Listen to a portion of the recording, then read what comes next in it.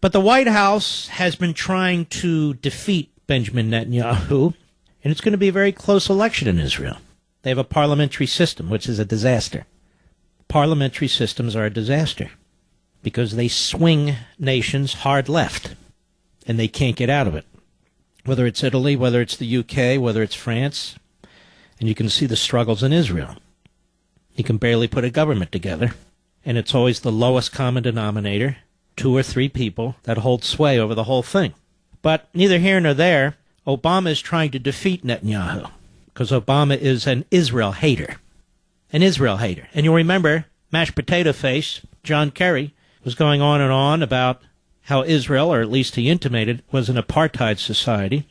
Obama said he wanted Israel to go back to 1967 borders. Well, I would like Iran to go back to 1967 borders, you jerk.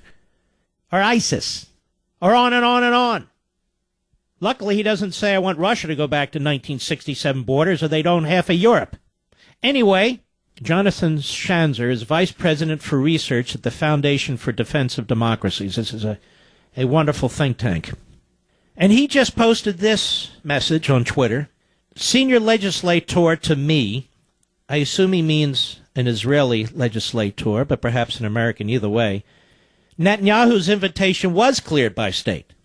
Obama administration is trying to block the visit as a means to manipulate the Israeli electorate. Obama is diabolical. He and that small crowd that he has around him, from that Valerie Jarrett to that Susan Rice, they're Israel haters. And they don't much love this country either. That's right, I said it. Ooh, we want to fundamentally transform America. Excuse me? Is that in the Constitution? That a few jerks can fundamentally transform America? I don't think so. But rather than focus on the enemy, who they coddle, who they kowtow to, in Tehran, in Havana, and everywhere else, they attack our ally, just as they attack our own constitutional system. They have an affinity for dictators. And worse, they're more comfortable dealing with them, aren't they? They hate the democratic process. They hate the constitutional system. They're in a hurry, this fundamental transformation. We only have so many years to turn the nation inside out, to settle scores, to impose our will. And we will do it by hook or by crook, and we will use the iron fist. Benjamin Netanyahu will not surrender his country to our State Department. He will not surrender his country to our buffoon Secretary of State. And he will not surrender our country to a President of the United States who can't even say the words Islamic terrorism. So, it turns out that this Obama administration, whoa, nobody told us that they were marching in France. Oh, my goodness. That this Obama administration has been informed, was informed of this invitation and visit by the Israelis. But you watch the propagandists go to work. The Marxist left is great at this.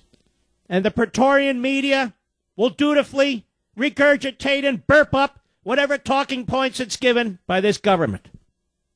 So all of a sudden it's controversial.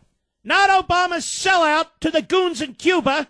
Not Obama's sellout to the goons in Tehran. Not Obama's open borders.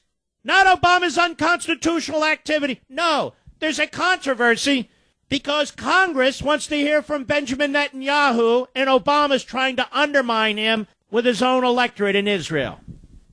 Incredible. Absolutely incredible. You know what, Mr. President? I'd like to turn the page, too, on you and your administration.